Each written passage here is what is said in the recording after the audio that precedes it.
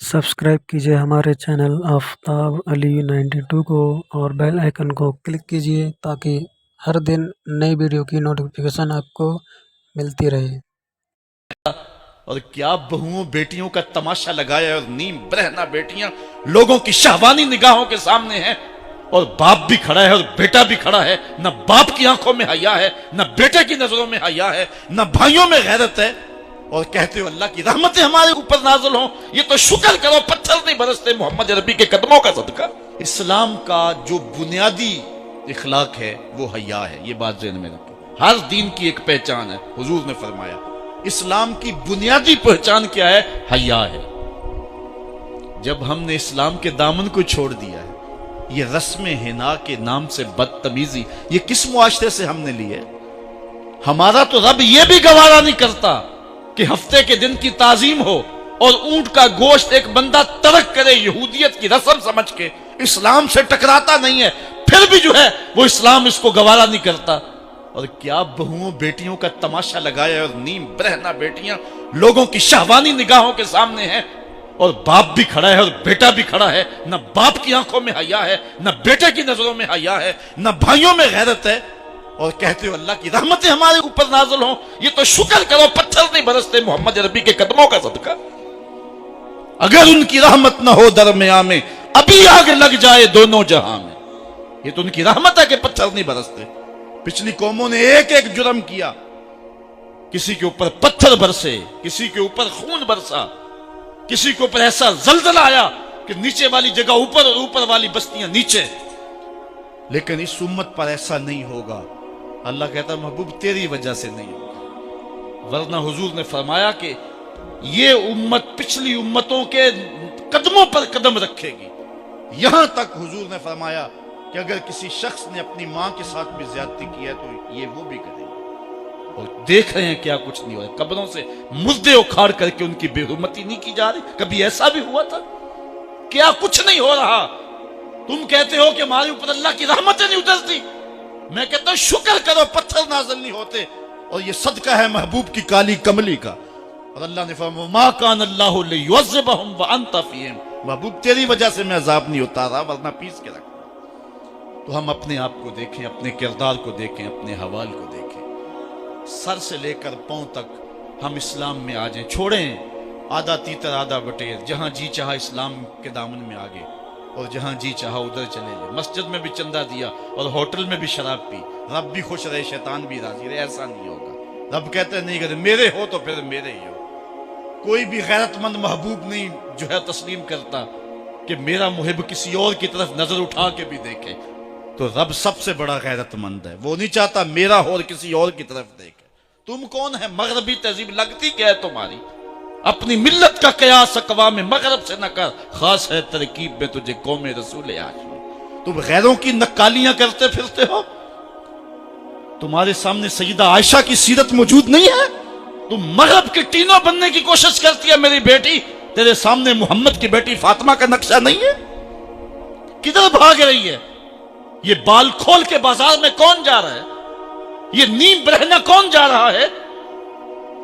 देख मोहम्मद अरबी तुझे क्या आवाज दे रहे हैं। उनका लहजा क्या उसको सुन और जिंदगी को उसकी मुताबिकत में गुजार। असल हमारे दिल जंग आलूद हो गए। इस दुनिया के इस माहौल ने हमें इस तरह कर दिया है कि आज हमें समझ नहीं आ रही कि हम किधर जाएं। उलमा फरमाती हैं जब दिल जंग आलूद हो जाए तो पाक लोगों की सोहबत इख्तियार करें। और कसरत जिक्र हुजूर ने इरशाद फरमाया लिकुल्ल शैन सिक़ाला व सिक़ालतुल क़ुलूब ज़िक्रुल्लाह। हर शय का जंग उतारने वाली कोई चीज है। दिलों का जंग लग जाए तो अल्लाह का जिक्र किया करो, दिलों का जंग उतर जाए। और एक और हदीस में हुजूर ने दिलों का और मन का मैल उतारने के दो नुस्खे बयान किए। एक कसरत के साथ मौत को याद करना, कसरत के साथ मौत का तज़किरा। और दूसरा कसरत के साथ जो है वो तिलावत कलाम मजीद। असल 10-15 सालों से हमारे साथ जो कुछ हुआ है, आज अगर कोई तज़किरा मौत करे, कोई आखिरत की याद दिलाए, कोई अमल की बात करे, वो कहते हैं ये तो वैसे खुश कैसे क्या पता, कब्र का मजाक उड़ा रहे। अल्लाह अकबर। कब्र दा खौफ दे दे के लोकी मैनू डरा दे। मैं कहता हूं लोग है कौन डराने वाले? मुनकर नकीर का पता आमना के लाल ने दिया। قوم کو بے عمل بنایا جا رہا ہے اور ان کے سینے سے خوف خدا اور خشیت الہی جو ہے وہ کھنچی جا رہی ہے، اور یہ سب کچھ دین کے نام پہ کیا جا رہا ہے، اور چند مفاد پرست لوگوں نے ترہیب اور ترغیب جو کہ اسلام کا مزاج ہے، تبشیر اور تنذیر نبی کا منصب ہے، اس کا مذاق اڑا کے رکھ دیا اور انہوں نے ایک متوازی دین دے دیا ہے، جس کے نتیجے کے اندر قوم کی بے عملی جو ہے وہ پختہ تر ہو گئی اور اس کو وہ دین کا رنگ دے رہے ہیں۔ اللہ کے محبوب علیہ الصلوۃ والسلام نے فرمایا کہ دلوں کو زنگ لگ جائے تو ذکر سے اترتا ہے، دلوں کو زنگ لگ جائے تو قرآن سے اترتا ہے، دلوں کو زنگ لگ جائے تو موت کی کثرت کے ساتھ یاد کرنے سے اترتا ہے۔ قرآن مجید کی تلاوت معمول زندگی بنا۔ وہ کہتے ہیں کہ چہرے کا پردہ نہیں ہے، ہاتھوں کا پردہ نہیں ہے، پاؤں کا پردہ نہیں ہے۔ شاید وہ اس بات کو جو ہے وہ سمجھنے سے قاصر ہیں کہ یہ محارم کے لیے ہے۔ عورت کا مخصوص اعضاء کا پردہ تو اس کے باپ سے بھی ہے، اس کے بھائی سے بھی ہے، اس کے محارم سے بھی ہے، حتیٰ کہ بیٹے سے بھی ہے۔ لیکن یہ جو اعضاء ہیں ان کا پردہ بھی عورت کے اوپر لازم ہے، چونکہ جو شر پیدا ہوتی ہے وہ چہرے سے اس کا آغاز ہوتا ہے۔ تو میں ایک بات کہا کرتا ہوں کہ یہ جتنے دلائل ہیں، ان دلائل کے جواب بھی علماء نے دیے ہیں، یہ ساری بحث کی جا سکتی ہے۔ میری مائیں بہنیں تصور کر لیں کہ سیدہ فاطمہ تو زہرا کا پردہ کیسا ہوگا، تو ان کے تصور میں حیا میں لپٹی ہوئی فاطمہ دکھائی دے گی۔ بلکہ سیدہ فاطمہ تو زہرا سے جب پوچھا گیا کہ عورت کا صحیح پردہ کیا ہے، تو انہوں نے کہا کہ عورت کا صحیح پردہ یہ ہے کہ وہ کسی مرد کو نہ دیکھے اور کوئی مرد اس کو نہ دیکھے۔ حضرت عبداللہ ابن مکتوم رضی اللہ تعالی عنہ کے سامنے ازواج مطہرات نے پردہ نہیں کیا تو وہ آنکھوں سے نابینے تھے، تو حضور نے اس پر انہیں تنبیہ کی کہ تم نے پردہ کیوں نہیں کیا؟ تو انہوں نے کہا حضور وہ تو نابینا ہے۔ تو فرمایا کہ تم نابینا تو نہیں ہو۔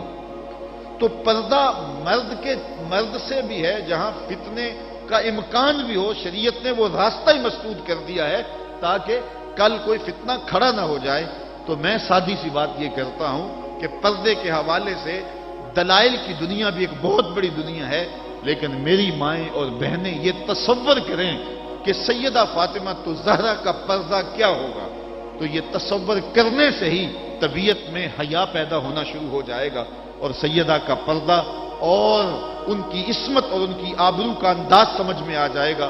حضرت اسماء بنت امیس رضی اللہ تعالیٰ عنہ فرماتی ہیں کہ میں سیدہ فاطمہ تو زہرا کے پاس بیٹھا کرتی تھی، اور انہیں سب سے زیادہ فکر اس بات کی تھی کہ زندگی میں تو عورت اپنے پردے کی حفاظت کر لیتی ہے، لیکن مرنے کے بعد جب پٹڑے پہ چارپائی پہ اسے ڈالا جاتا ہے تو اس کا جسم جو ہے وہ جنبش کرتا ہے اور وہ مختار نہیں ہوتی ہے، تو اعضاء دکھائی بھی دیتے ہیں، اعضاء کی حیت بھی سمجھ میں آتی ہے، تو یہ بڑا مشکل لمحہ ہوگا جو مرنے کے بعد درپیش ہوتا ہے۔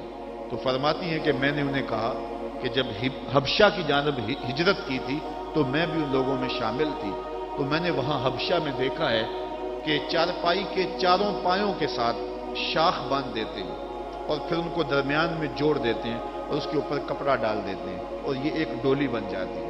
تو کہتی ہیں جب میں یہ بات بتائی تو سیدہ بہت زیادہ خوش ہوئی، کہا یہ تو ایک بہت اچھا طریقہ سمجھ میں آ گیا جس سے مرنے کے بعد بھی عورت کے پردے کی اور اس کے جسم کی حفاظت ہو سکے گی، کسی کی نظر نہیں پڑے گی۔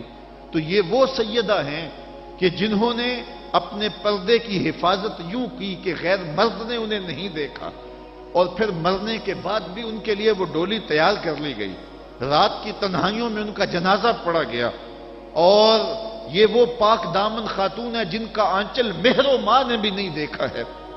اور جب قیامت کا دن ہوگا تو حضرت سیدہ فاطمہ تو زہرا 70,000 خواتین کے جلو میں نکلیں گی، تو آواز آئے گی یا اہل الجمع غدوا ابصارکم لأن فاطمہ بنت محمد حتی تمر، اے لوگوں نگاہیں نیچی کر لو، محمد عربی کی بیٹی کی سواری گزر رہی۔ تو دنیا پر بھی ان کے پردے کی حفاظت، بعد از وصال بھی، اور پھر قیامت کے دن بھی۔ مجھے بتائے عورت کیا وہ مغرب کی آوارہ لڑکی کے روپ میں زندگی گزارنا چاہتی ہے یا سیدہ فاطمہ تو زہرا کے پردے کی وارث بننا چاہتی ہے؟ وہ سڑکوں پر لہرا کر چلنے میں فخر محسوس کرتی ہے یا کہ وہ اپنے مخصوص پردے میں لپٹ کر کے تقدس مہاب انداز میں گھر سے مجبوراً نکلنا پڑے تو نکلنا پسند کرتی ہے. کوئی بھی شریف زادی یہ پسند نہیں کرے گی کہ وہ مغرب کی حیا باختہ لڑکیوں کی طرح آوارہ مزاج ہو اور اس کی طرف شہوانی اور بھوکی اور غلیظ اور گندی نظریں اٹھے. وہ چاہے گی کہ میں تقدس مآب زندگی گزاروں. میری بہن، تیرا برقع تیرے لیے قید خانہ نہیں، تیرے برقعے کی ایک ایک سلوٹ تیرے حیا کا پہرا ہے. تو مغرب کی ٹینو نہیں ہے، تو مشرق کی بیٹی ہے. تو فاطمہ ہے، تو عائشہ ہے، تو حفصہ ہے. تیرا پردہ اس کائنات کے حسن کی علامت ہے. تو سمٹ جائے گی تو امت پھیل جائے گی، تو گھر کو سنبھال لے گی تو امت بہر و بر پہ جاری ہو جائے گی. تو عورت کو گھر میں سمٹ کر کے اپنی اندرون خانہ ذمہ داریوں کو سنبھال کر کے اپنی عصمت اور اپنی آبرو کی حفاظت کرنی چاہیے تھی. اقبال نے بڑی خوبصورتی سے اس پر بحث کی ہے کہ عورت کے لیے پردہ ضروری ہے یا نہیں، اور پھر کہا عورت کو یہ خود اپنے آپ سے پوچھنا چاہیے کہ وہ کس روپ میں اچھی لگتی ہے. ذرا دیکھیے اقبال کا لہجہ. اللہ اکبر. اس راز کو عورت کی حقیقت ہی کرے فاش. مجبور ہے معذور ہے مردانے خرد مند. کیا چیز ہے آرائش و زیبائش میں زیادہ، آزادی نسواں یا زمرد کا گلو بند.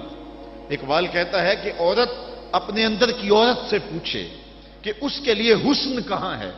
زمرد کا گلو بند اس کو دیا جائے اور وہ پردے میں جو ہے وہ سمٹ کر کے گھر کی ملکہ بن کے رہے، تو یہ اس کے لیے زیادہ اعزاز اور عزت اور فخر کی بات ہے، یا وہ جو ہے وہ آزادی نسواں کے نام سے بازاروں میں گھومتی پھرے اور مردوں کے سامنے ہنس ہنس کے باتیں کرتی پھرے. ایک عورت 4 گھر کے افراد کی خدمت کو اپنے لیے بوجھ سمجھتی ہے اور اسلام کو متعون کرتی ہے کہ اسلام نے مجھے جو ہے وہ پابند کر دیا ہے اور گھر کے اندر محدود کر دیا ہے، اور میں اتنے بچوں کی تربیت میرے کندھوں پہ ڈالتی ہے، اور میں شوہر کی خدمت بھی کروں، بچوں کی خدمت بھی کروں، تو اسلام نے تو میرے اوپر بڑی پابندی لگا دی ہے، مجھے آزادی ملنی چاہیے. اور وہ عورت جو 4 بچوں کی خدمت اپنے لیے بوجھ سمجھتی ہے اور پھر وہ 300 مسافروں کو ہنس ہنس کے کبھی پانی پیش کرتی ہے، کبھی کھانا پیش کرتی ہے. 300 مسافروں کو ہنس ہنس کے مسکرا کے لہک لہک کے پانی پیش کرنا اور کھانا دینا، اور مختلف ذہنیتوں اور گندی سوچوں کے حاملین لوگ بھی اس طبقے میں موجود ہوتے ہیں اور ان کی شہوانی نظروں کا شکار ہونا. کیا عورت کے لیے یہ عزت ہے؟ یا عورت کے لیے یہ عزت ہے کہ گھر کی 4 دیواری میں سمٹ جائے اور تقدس ماحول کے اندر اپنے بچوں کی تربیت کرے؟ عورت کو جتنی ذمہ داریاں دی گئی ہیں وہ صرف ان کو سنبھال لے اور ان کے سنبھالنے کا حق ادا کر دے تو وہ ایک اچھے معاشرے کی تشکیل کی ضمانت بن جاتی ہے. سیدہ فاطمہ الزہرا رضی اللہ تعالی عنہا کا وجود ہمارے لیے ایک روشن، ایک منور اور ایک تابع جو ہے وہ وجود ہے، جس سے ہم مقدرات اسلام کی تربیت کے خد و خال لے سکتے ہیں. اقبال کہتا ہے تو نہ دانی کہ سوزے کراتے تو دیگر گوں کر تقدیر عمر را. میری بہن، اگر تو بہن ہو کے قرآن پڑھے تو عمر کی تقدیر بدلتی ہے، اور اگر تو ماں ہو کے قرآن پڑھے تو بیٹا نیزے کی نوک پہ قرآن سناتا.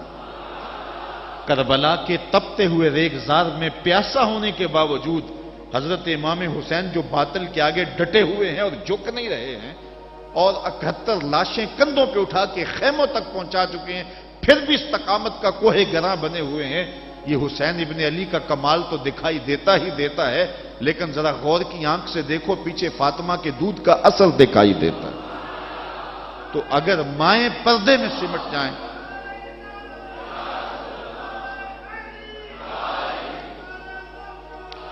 تو یہ حضرت امام حسین کی صورت کے اندر امت کو جو خوبصورت تحفہ دیا. بلکہ یہاں اقبال تو بے خود ہو گیا نا، وہ کہتے ہیں آپے سے باہر ہونے کی کیفیت، کہ عقیدت کا رنگ ایسا چڑھا کہ بس جذبات سے مغلوب ہوا. اقبال کہتا ہے کہ وہ کہتا ہے کہ رشتہ آئین حق زنجیر پاس فرمانے جناب مصطفیٰ، ورنہ گردے تربتش گردید میں سجدہ برخا کے او پاشید میں. اے فاطمہ، جو کام تو نے کیا، اگر شریعت کے حکم کی زنجیریں میرے پاؤں میں نہ ہوتی اور آپ کے باپ کا ہی حکم کہ اللہ کے علاوہ کسی اور کو سجدہ جائز نہیں، یہ مجھے ملحوظ نہ ہوتا تو میں کعبے کی طرف رخ کر کے سجدہ کرنے کی بجائے تیری قبر کی مٹی کی طرف منہ کر کے سجدہ کرتا، اور میں کعبے کا طواف کرنے کی بجائے تیری قبر کا طواف کرتا، کیونکہ جو کام تو نے کیا ہے وہ کسی اور نے نہیں کیا۔ نبی کے گھر کی ہے عظمت، نبی سے سنتے ہیں، علی کے گھر کی ہے عزت، علی سے سنتے ہیں، وہ جس نے معزز کیا گھرانے کو، حسین پال کے جس نے دیا زمانے کو۔ تو یہ تھا حضرت سیدہ فاطمہ تو زہرا رضی اللہ تعالی عنہا کا کردار۔ آج کی عورت سیدہ کے کردار کو اپنے لیے نمونہ حیات بنا کے اپنی زندگی کی راہیں متعین کر دے۔ اگر پندے سے درویش پذیری، ہزار امت بمیرت تو نہ میری، بطول باش و پنہا شو ازیں اثر کہ در آغوش شبیر بگیری۔ اگر فقیر کی ایک بات تو مان لے، ہزار امت مر جائے گی۔ اقبال کہتا امت مسلمہ تجھے زوال نہیں آ سکتا، اور وہ کیا ہے؟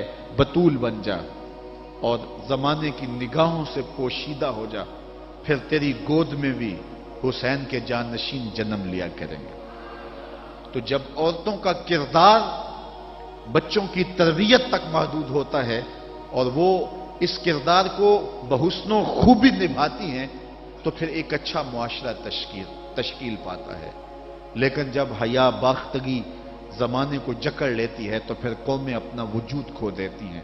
ہمیں ان تمام اسباب پہ غور کرنا چاہیے جس نے اس امت کو عروج سے زوال کی طرف دھکیل دیا، تو ہمیں ایک سبب یہ دکھائی دے گا کہ مقدرات اسلام کا جو کردار تھا، جو ذمہ داریاں تھیں، وہ اس نے پھر ادا جب کرنا چھوڑ دی اور اپنے دائرہ کار سے باہر آ گئیں، تو پھر وہ ذمہ داریاں نہ نبھانے کے سبب امت روح بزوال ہوئی۔ گھروں میں بیٹھ کر کے ماں نے تربیت کی تھی۔ ہم نے دور اسلام کے اندر بڑے بڑے مشکل حالات دیکھے ہیں۔